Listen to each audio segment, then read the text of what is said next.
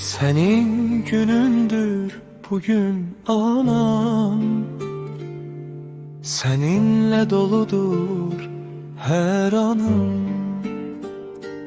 Dünyanın en güzel çiçeği, kaygıkeş merhametli aziz anam. Yüreğimden gelir sözlerim, senin üçün her nota, her an. Sağlam ol, xoşbəxt ol həmişə, yanımızda ol, işıq saç ürəyimdə.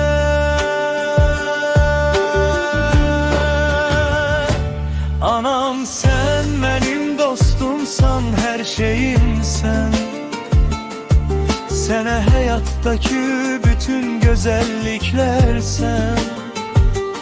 Təbəssümün üzündə heç vaxt eksik olmasın. Aklaş yaşın mübarək, sevgim səni sarar hər an.